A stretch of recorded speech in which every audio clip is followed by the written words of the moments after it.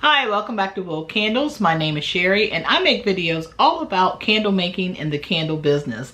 And today's video, yes, yay, is part 2 of how to host a candle making party. There's no need to complicate things. Let's stick to the basics.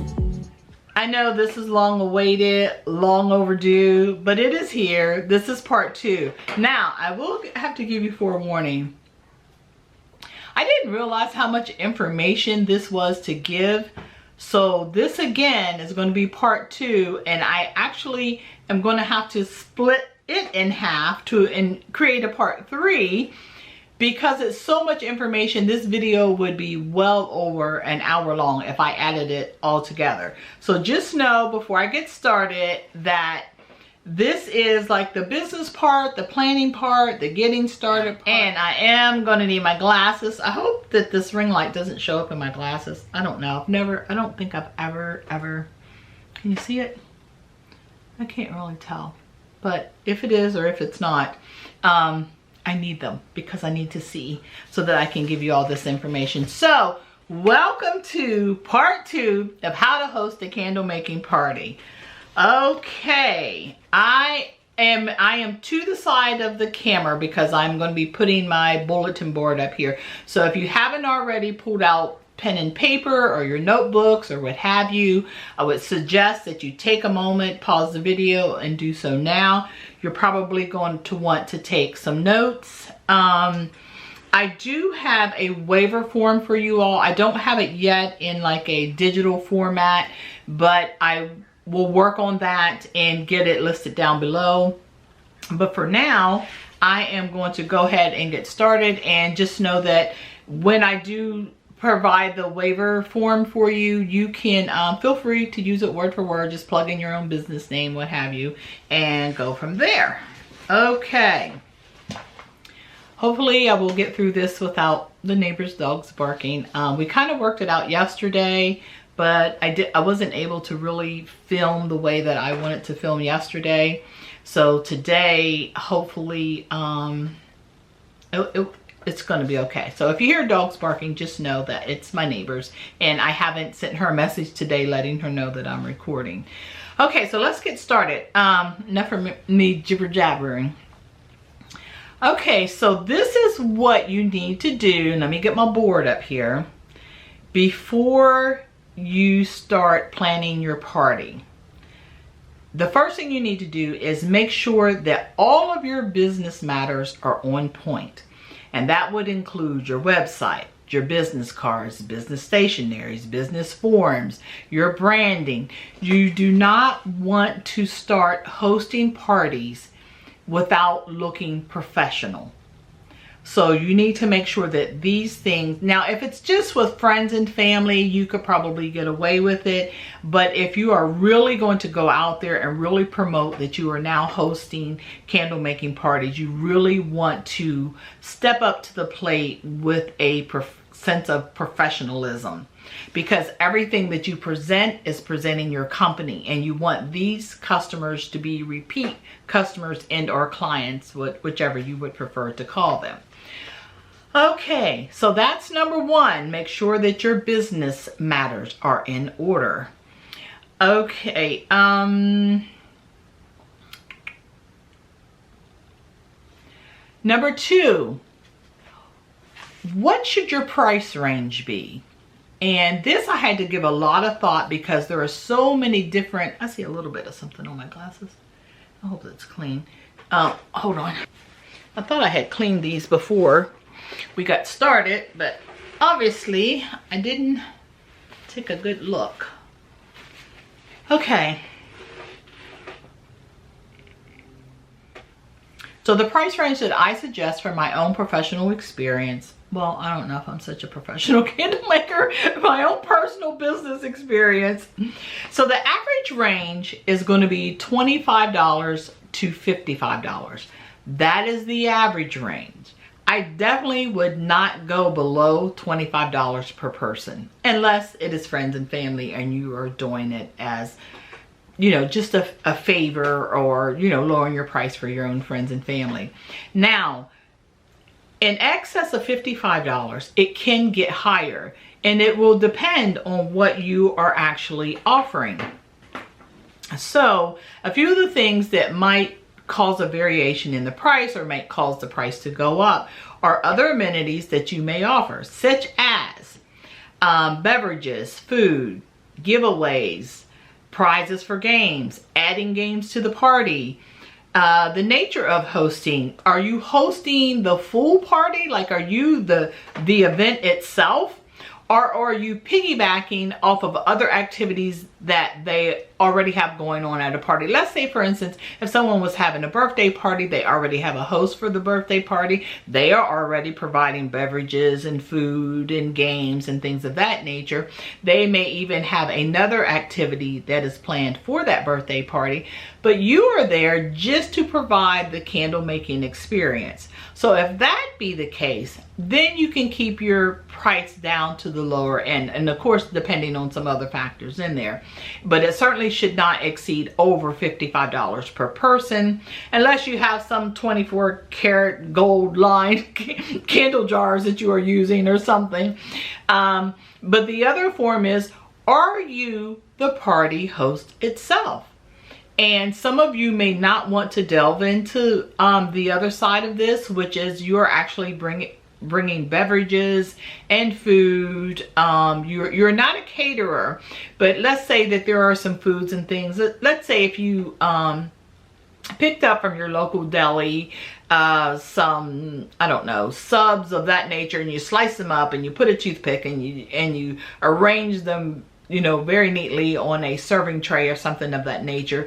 You found a punch, you poured it into the pitcher, you added ice and cups. Okay, so you really haven't prepared that food. You are basically, and you are not selling it.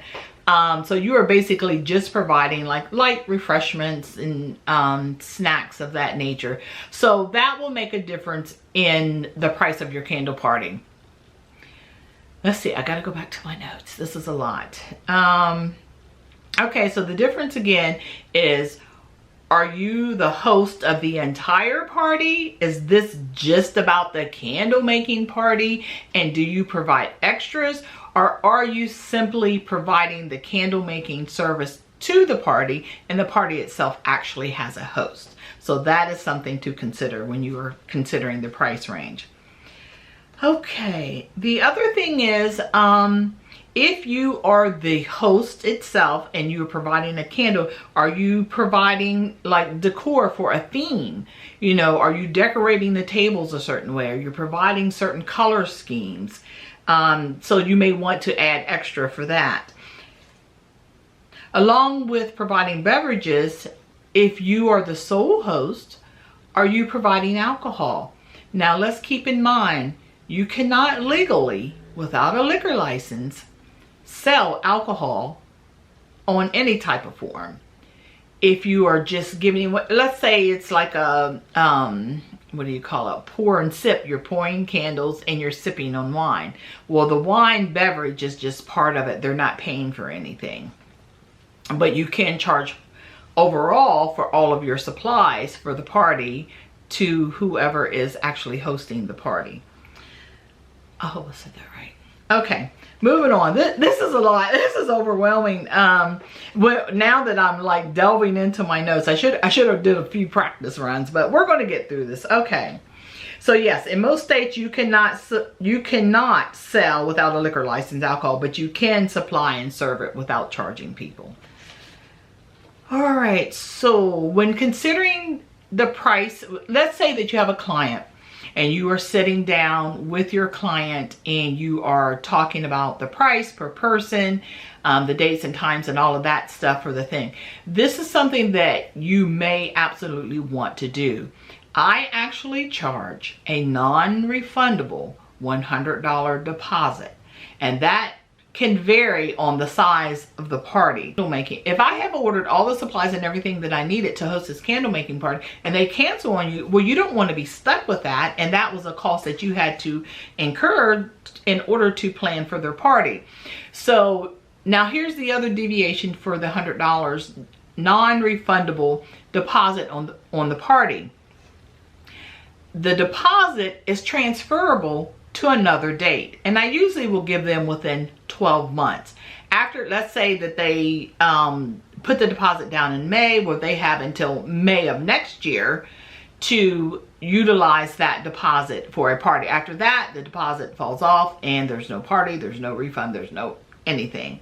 But that is to cover you, because sometimes, you know, you have to understand with people, things happen and they may need to cancel the party. Also, on your behalf, you need to understand that you may have ordered additional fragrances, additional candle jars, what have you. So you are now experiencing an out-of-pocket expense because you booked this party. Also, when you think about it, you have taken up a date that maybe you could have booked another party, and that could have been, you know, a money-making party for you. Here is something else to consider. When you are booking your parties and you are charging, let's say you come up with your rate chart.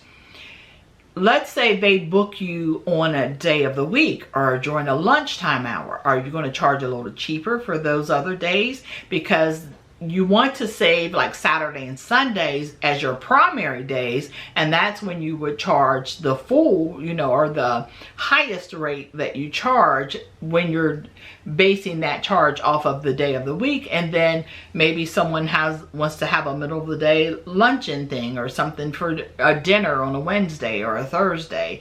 Lots of party facilities, they charge cheaper if you use the facilities on days of the week versus Saturday and Sundays. It's even sometimes a little cheaper on Friday evening. So I don't know what your situation is or what your hours would be, but just definitely take that into consideration.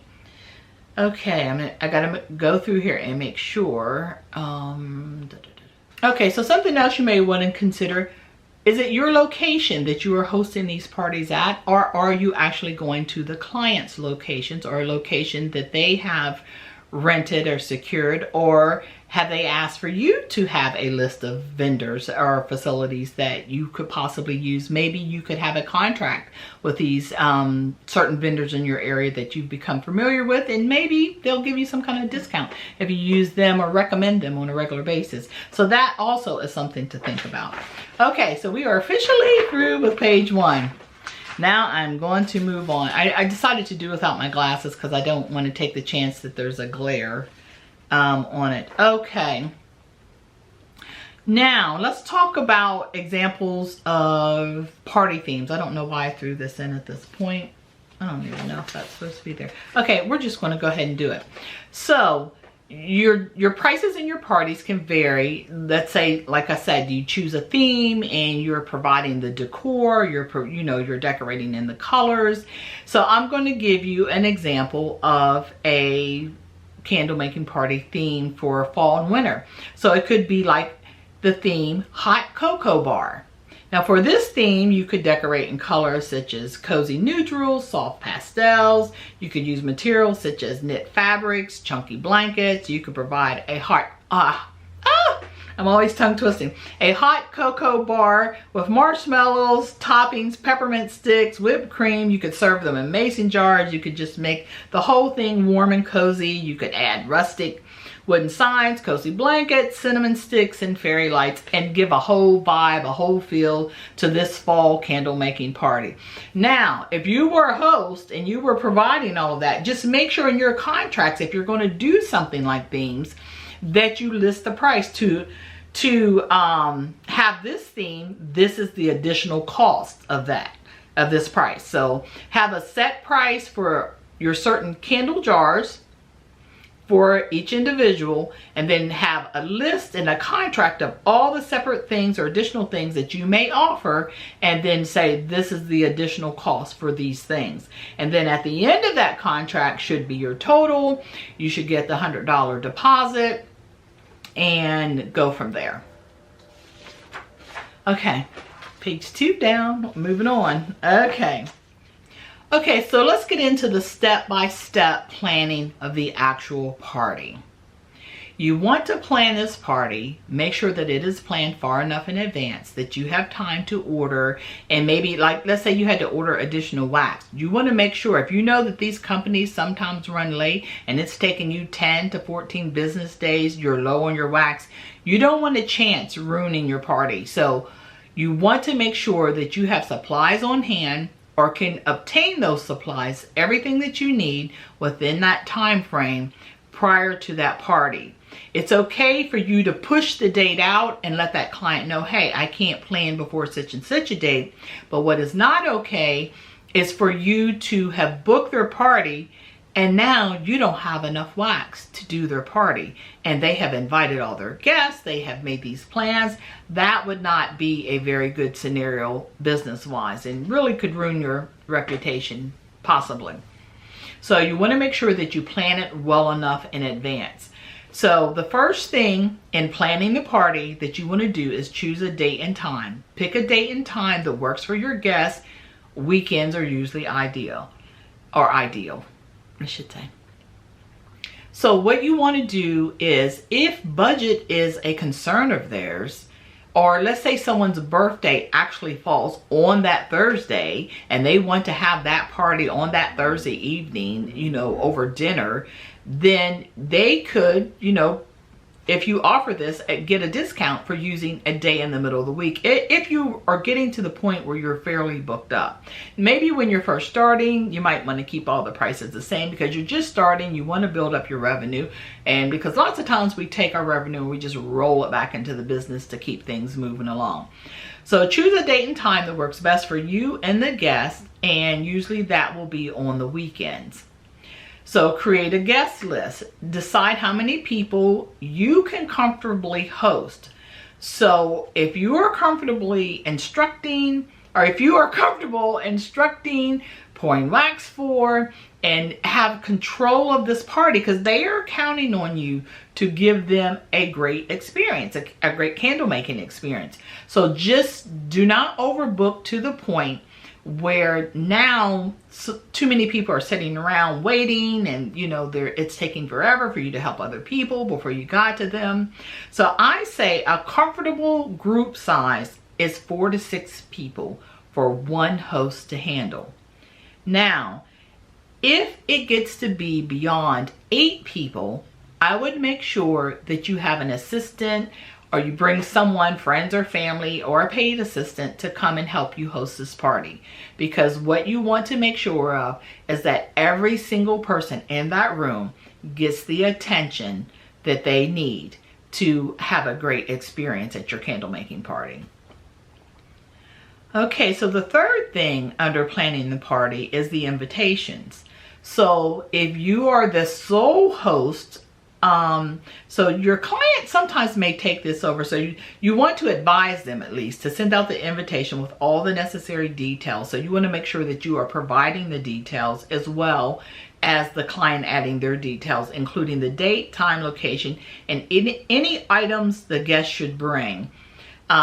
They can use paper invitations, evites, or social media invitations. So even if you are not the one that's actually providing the invitations, make sure that you give enough information that they are comfortable and they have provided their guests with the appropriate date, time, location, and just to double check, just to make sure everything is going smoothly for your client as well.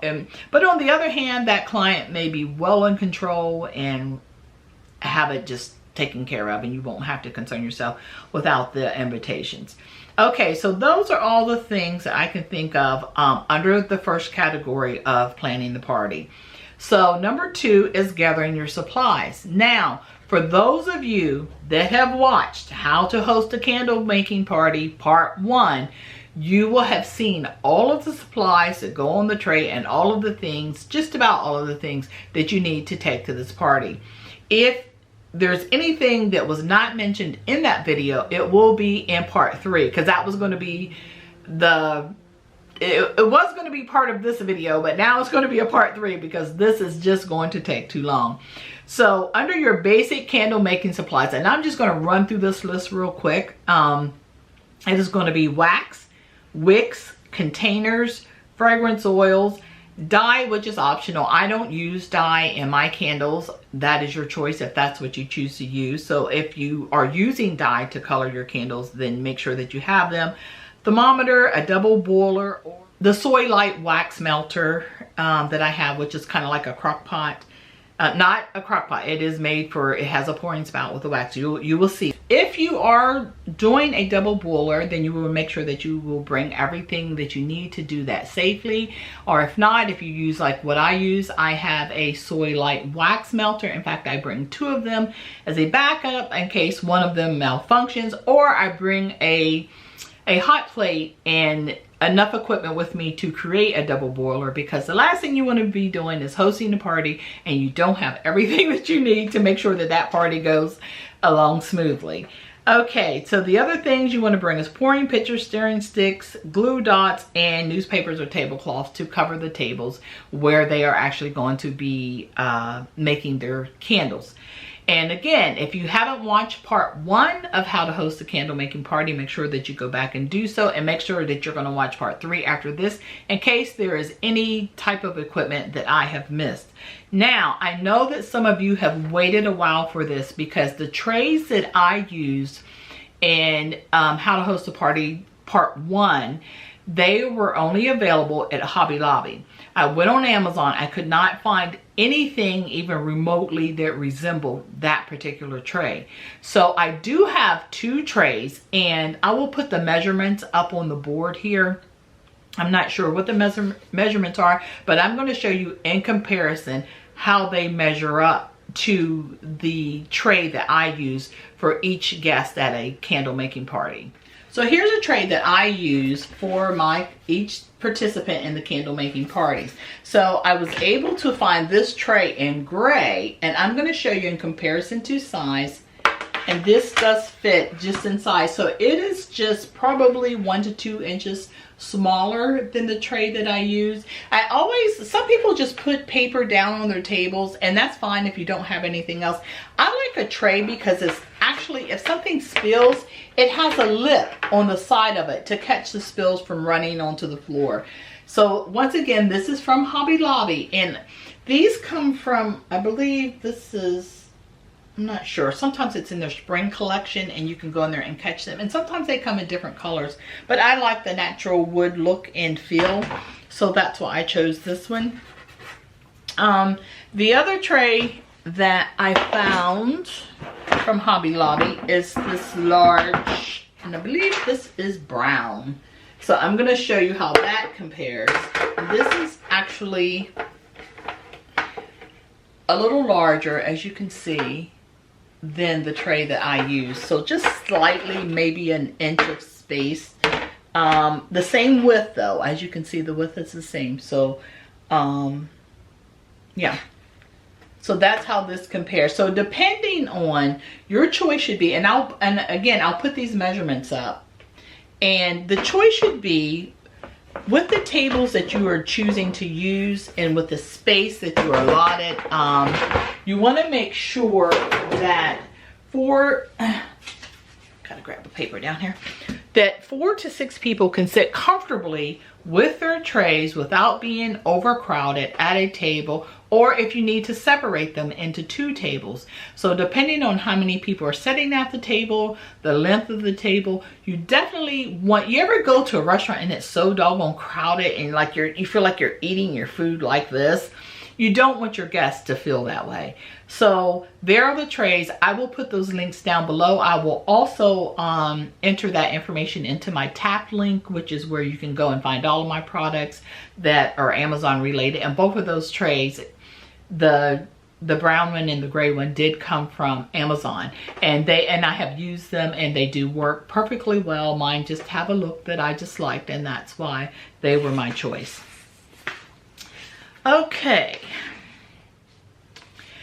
now I want to go back a little bit and I want to talk about arrival time, checking out the space that you are going to be hosting your party.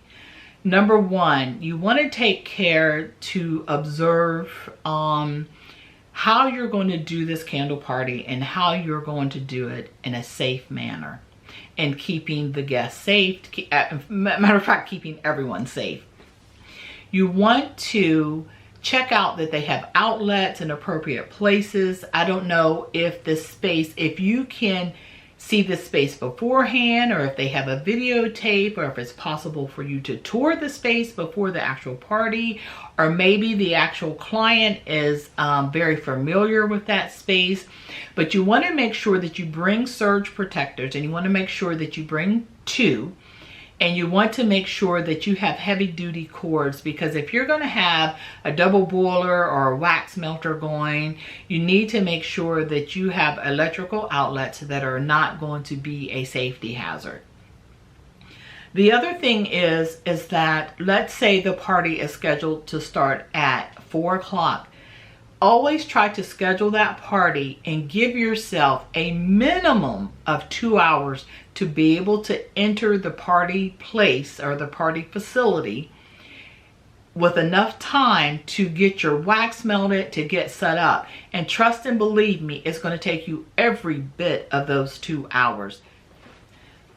I would make sure that the wax is melted just to the point that it is liquefied, not to the pouring temperature, because you can easily get it up to that pouring temperature. And plus, you're going to have to stand there with your thermometer and make sure. You want to do that closer to the time that the guests are actually going to be pouring the wax to make their candles. So make sure that you can arrive to this facility and set up and get into the building a minimum of 2 hours ahead of time. You also want to make sure that your client is aware of that, because if for some reason, and this has happened to me, I have showed up at a facility, the doors were locked, and I was not able to get into the building until the actual time of the party.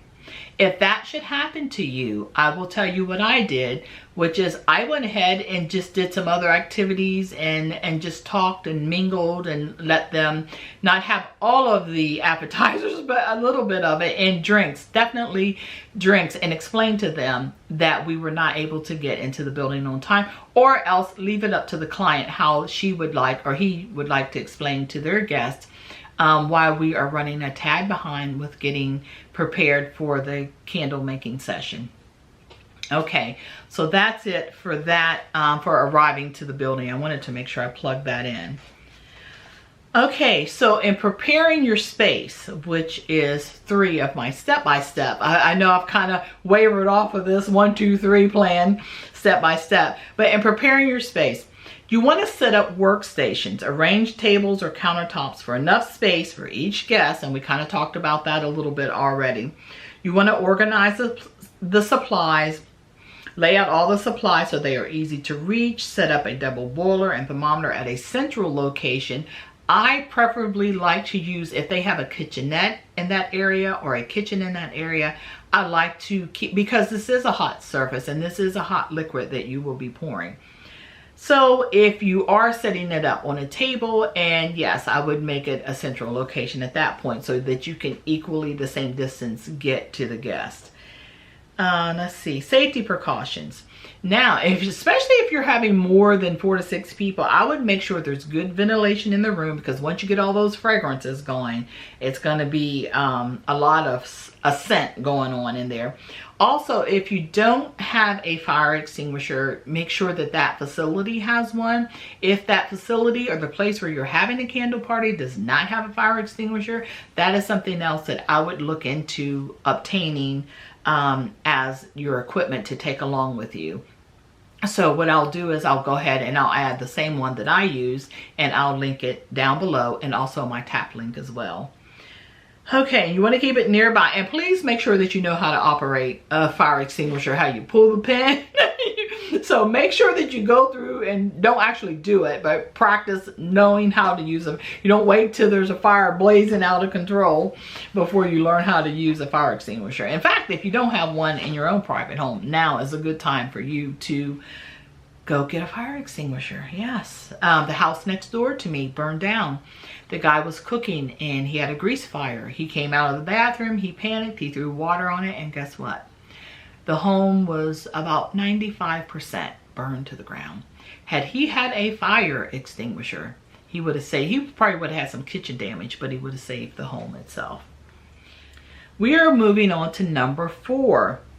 the hosting of the party. Oh, so as soon as your guests arrive, you want to start mingling and talking to them, and they are going to have a card, and you should have a card where it should be on their each individual tray. So they'll walk around, they'll choose their tray, and on that card they should be able to write their name. There should be at least 4 slots for fragrances that they loved, and I forget what else is supposed to be on that card. I'll think of it. Okay, moving on. Glasses back on so I can see. Okay, so when people are coming into the party, you want to have these baskets of things to smell. And so they can be choosing their spots, you know, because everyone's not going to arrive at the same time. They can start the smelling process. They can start filling out their cards. This will ensure you that there are no guests just sitting around twiddling their thumbs with absolutely nothing to do. Now, once everyone has arrived, let's say you just have one guest, and let's say that that particular person is running extremely late. Do not hold up the party for just one guest that is running extremely late. They will have to catch up. Maybe you will have an opportunity to catch them up, or the client can catch them up, or another guest can sit beside them. If whoever they're setting beside can try to get them caught up on the information or what's going on. So what you want to do at that time is you want to have a prepared welcome and introduction, and you may do that solo, or the client may come up and do the welcome introduction and introduce you as the candle party host, the candle maker, or however they see fit to introduce you. So after the welcome and the introduction, the next part is to show them on display the difference. You could hold each one up and show them the different, and it may only be one candle jar, and it may be a choice of candle jars or tins, what have you. It could be just the same 10 but in 4 different colors. It could be the same jar in 4 different colors. Now, as far as choosing your candle jar or your candle tin, I try not to go over a 6-ounce container, because you've got to think, you only have a certain amount of time to allow that candle to cool so that they can take these candles home with them. So if you get a large vessel, that is not going to be enough time for that to cool for it to transport. Now, if you want to choose a large vessel or something larger that's a luxury vessel, and your client has discussed that these candles are going to be mailed to the guests, then they are free to take a picture of it along with their card, and they will provide name, address, and things. But that mailing, that shipping, maybe it'll be a cost of maybe $5 or $7 or whatever per candle to mail. And understand, help, you know, give that information to the client that this is going to be an additional cost if you choose larger candle jars or containers. So that is another thing that you will want to consider.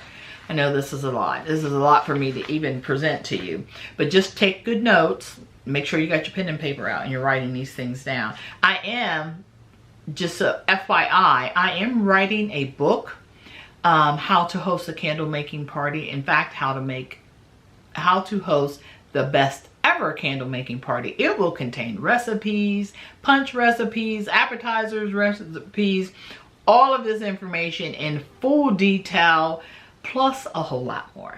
So I will be announcing that when that book is ready for sale. After the guests have smelled the mystery fragrances and they have made their selections, they have chosen their candle containers, and they are now back at their tables. And if they are not, you may want to give them a clue, like if I could have everyone come back to their tables, to their places. This is a great time to reveal the name of the mystery fragrances, and you may even go a step further and reveal the actual fragrance notes of each mystery fragrance, so that they will have an exact idea of what they chose, and they're probably going to be surprised, like, wow, I can't believe I chose that. I always like this, or I always like that. So that's still just a lot, that is still just more that's kind of entertaining for the guests. So after you have introduced the fragrance notes and mystery fragrance scents, now is the time that you could give a brief introduction to candle making, explaining the process, and most importantly, explaining the safety precautions. So right now they will have a warning label on their trays. You want to read that warning label aloud and have them to read the label to themselves along with you. And this way you have made sure that they have received that information. At the same time, as soon as if there's not any questions, you want to go into the waiver. Now I have created my own basic waiver that I use at every party. And it may sound like it's a bit intense, but better safe than sorry, because things do happen. And not only do you want to cover any incidents that are happening at your party, like if they trip or if they fall, that's when your small business insurance will kick in. And also when you are clicking on the links that I will leave below to a couple of different insurance companies, you want to make sure that you have the correct insurance to cover what could happen. And here's an FYI. There are not a lot of insurance companies that cover candle making because of the simple fact candles are flammable. They do catch things on fires. A candle can cause a house to burn down. So not a lot of insurance companies want to just, you know, come out and say, oh yes, we cover candle making. But the ones that I know that do, I will list below. And there are others, but these are the ones that I am familiar with. So here's an example of a waiver. You can pause this video after you finish watching it, and you can, I don't care if you use this word for word, put your own company name in here. You can change it, you can do whatever you want to it. I will try to create a digital format of this, and at some point, it won't be listed when this video goes up, but at some point it will be listed down below or in my tap link. Okay, so here goes. By signing this candle making waiver, you are acknowledging that you are aware that you will be handling candle making ingredients that are flammable, that could be harmful, and could possibly irritate or burn the skin. You agree that in my company, that Will Candles, its owner, and the candle making party facility, which in parentheses, location of candle making party, will not be liable in any way for such incidents listed above or incidents related to the candle making party causing injury of any type. By signing the candle making waiver, you are agreeing to accept full responsibility for your own safety and the safety of others. Means what if they trip and they spill their wax on someone else? Let's see. Will Candles, its owners, its associates, persons either employed by Will Candles or assisting the owner with the party, the facility, and or its owner will not be liable for any accidents, injuries, or other possible liabilities related to attending the candle making party. By signing the candle making party waiver, you agree that you have received and read the candle burning warning label provided with your candle making equipment, and understand that Will Candles or its owner or any other person associated with Will Candles is not liable for any fires and or injuries resulting from the burning of the candle you make at the candle making party or any candle purchased from Will Candles. The candle burning warning label is to teach you how to burn a candle safely. Please print and sign your name below along with today's date. Thank you and enjoy the party. And make sure that they print their name and sign their name, because some signatures you cannot read. So make sure your I's are dotted and your T's are crossed. I learned that so much from being a nurse. We always had to work as a nurse as if our nursing license depended on our documentation, because it did. And so many times that has saved me. So yes, that waiver form can be very, very important. How often does it happen? Not often, but whenever it happens is never a good time. So you want to make sure that you have taken care of covering your business and yourself. Okay, next, let's talk about the demonstration at the candle party. You're going to show how to make a basic candle. So you will pretty much stand in front of the room. you will ask everyone if they can hear you, and you're going to talk about the wick, and you're going to talk about the candle jar, and you're going to talk about the wick dots and what they are for. So you are going to step by step explain the equipment that they have a beaker, that they have a wax pouring pitcher, that they are going to receive wax. You can talk about the temperature. So you're just going to have a little spiel of how to go through step by step of how to make a basic candle. And I only use coconut soy wax, so you will explain however you use it. Okay, so you're going to explain how to attach the wick. You're going to explain how to melt the wax, and that you're going to place the wax in a double boiler, or in my case, the wax melter, and you're going to get it around a typical temperature of whatever the temperature is for your wax. It's 170 and 180 degrees for soy wax. You're going to add your fragrance and dye, and you're going to discuss that. You're going to discuss the pouring of the wax, which I don't think going to the table and pouring the wax into their container is as safe as if I have taken their wax pouring pitchers and filled it myself and weighed it out. And maybe you could allow them to weigh it out, but they could have pre-weighed their fragrance oil so that it is all ready to pour in the wax once that wax reaches the correct temperature. So yeah, okay. And then you're just going to explain your whole process of however it is that you do, that you are creating this basic candle. And I would practice this before you actually had a party. Then you're going to let it cool. You're going to allow the candles to cool and harden completely. It says usually a few hours.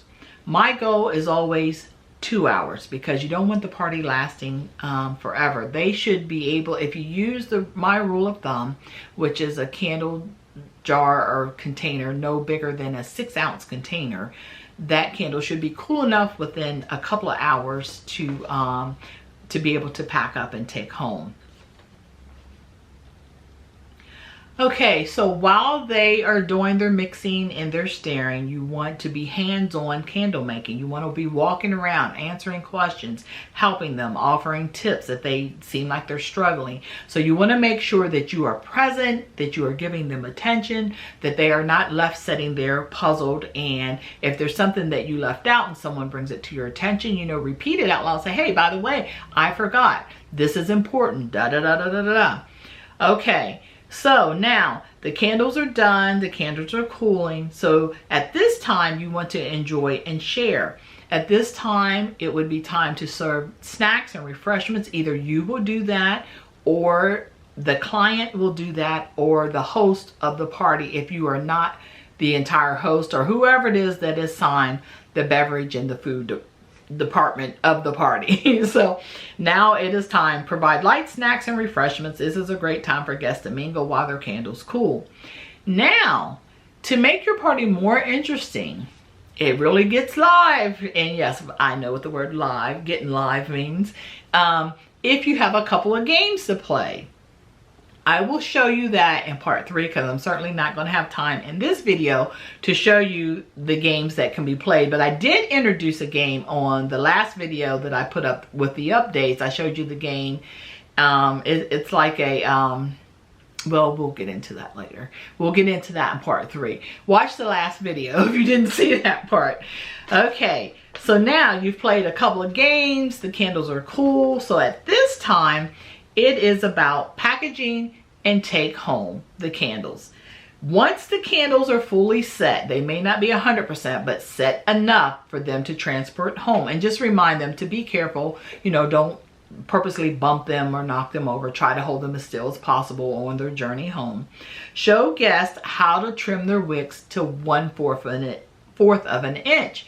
And you might want to reiterate why it's important to always trim your wax to 1/4 of an inch, and reiterate to allow that candle to burn for a full melt pool before you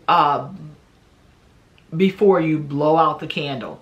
And also, if you're using a natural wax, such as what I do, coconut soy wax blend, let them know that after burning the candle, if you see a crater looking finish to the wax after burning, that is perfectly normal. It is the nature of the wax, because a lot of people see that and they think it's a malfunction, or they think something's wrong with the candle. It is not. It is the nature of the natural wax, so you need to let them know that. Okay, you also want to provide labels, tags, so that guests can write down the scent and the date of their candles. A small gift bag would be nice. They'd have a little handle to carry it in. Be a nice touch to take candles home. Now, at this time, you want to close the party. Thank the guests for coming. If you are not the final host of this party, then you just thank them for attending your candle party. And you want to encourage them to share their candle making experience and creations. You could give them a thank you card that has like your website, your social media, contact information. Also some type of a discount, an incentive to go and shop on your website. I want to give you some tips now that we're getting to the end of things and we're wrapping up. Make sure that you have practiced those candles that you're having them make, because they may be different from the candles that you actually sell. So you want to practice and make sure that you have that down to a science. Timing. For each step in the process of what you're going through at your candle making party that you're hosting, you want to make sure you're not rushing the guests. You never ever want them to feel like they're being rushed. You want them to be able to relax. That's the reason why they're there, to enjoy, to have a good time. So allow enough time to get through each process. You also want to encourage them to be individualized, to customize, to have fun with it. It's all about that experience. The better experience that they have at your candle making parties, the more apt they're going to be to talk about it to other people and to want to do it again. So keep that in mind while you are having your party. Keep the atmosphere light and fun. A few other things you may want to consider. Let's see. I think I mentioned this before. If you are utilizing other facilities on a regular basis, you may want to try to talk to the owner of that facility or the manager of that facility and say, hey, you know, could we work out something where we could get a discount by recommending this? You know, I have people coming to me for candle parties all the time. They have a great time here. So you want to make sure that you take advantage of that in a possible discount. Also, you don't want to forget about having some kind of light music. Maybe talk to the client. Maybe they will have their music. Maybe the facility has an overhead music or a room system that's already, all you got to do is you need Bluetooth. You can, you know, use your own playlist or the client themselves. But make sure that you have something down for music. You want to put a little bit of music in the background. Let's see. Some candles, or I should say, at some candle parties where you are not the host of the entire party, or sometimes even if you are, you want to make consideration to bringing in other vendors to add to the party. Like one birthday party I attended in particular had a, what do they call them, a mixologist, where they mixed drinks, and they had 2 drinks. They gave the recipes for the drink, and every person had a glass with their name written on it, and they were able to go in and pour the different liquors or what have you, and make the drinks, and gave them an opportunity. That was really fun, and the drinks were, I'm not even a drinker, but they were so good. So that is just something, and something, you know, you may think of some other additional person. I don't know, hand massages, I don't know, something else that you may think of that I haven't thought of. Okay. When you are sitting down, this is another thing to consider. When you are sitting down with your client discussing the plan, have all of these things written out in a contract. Have like a folder that's in a binder that you say, okay, these are the basics, this is what I offer, these are the extras, these are the prices for those extras. You know, if you are charging, if you're selling, oh, that's another thing I forgot too. Make sure that you discuss with the client of bringing your own candles, and you can sell those at a little bit of a discounted price to the people attending the candle making party. Because I did get quite a few candle sales there. So you also want to discuss that with the client and make sure that you have a table and a space or an area where you're going to set those up, and make sure that they understand that those candles are there, they're available for, and they are for sale. Because sometimes if you don't tell the guests that, they don't know that those candles are actually for sale. Okay, let's see, what else? How do we want to? Okay, photo ops. You also may want to discuss with the client that, you know, you normally will upload pictures to your Instagram or to your YouTube channel. You know, you may take videos and you may have them sign a waiver in advance that basically that you cannot be sued for any copyright infringement. And so also you may want to let your guests know that these images could appear on Instagram or on YouTube. But of course, if you have a party and they have a problem with that, then do not, you know, don't miss your party by, you know, do not have the party because there is a client that wishes for you not to post the images onto your YouTube channel or to social media. But go ahead and have the party, but just always discuss this ahead of time if it is fine with them, and let the client know that it is their responsibility to inform their guests that these images could appear in Instagram and on a YouTube channel. And if there's any person that objects to that, they need to let the party host know ahead of time. Okay, I think, did we get through all of that? Oh, I felt like I have just been talking and talking and talking and talking. Okay, I don't know how this is going to be edited out. I don't know how it's going to turn out. But okay, so that is it. That is all I have for you today. If, like I said, I hope you had pen and paper. Make sure that you make notes of these. If you have any suggestions or recommendations that I have missed, please feel free to put them in the comments down below. Now, the third part to this, I have already been filming. There are just some other bits and pieces that I need to add to it. So that will, I'm not going to give a date. I'm going to say as soon as I possibly can. Hopefully within the week that will be up. But this information I felt was crucial because there are some legalities, there are some other things that you really needed to know in this information, and there was no way, I don't know how long this video is actually going to end up being, but for me to add the additional parts to it just would have made it too long.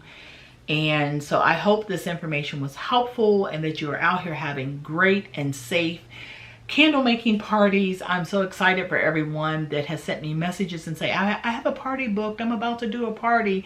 So just make sure, I'm glad that I was able to show you the trays. I was glad I was able to show you the paper and talk about some things that, you know, could get you more organized and more on point. And by all means, make sure that you are keeping a notebook and make sure that you have things in writing and that clients are signing contracts and that you are discussing your cost, not your cost, but your prices for your services. And don't go less than $25 per person, like I said, unless that is a friend or family member and you just wanted to do them, you know, a little something special for them.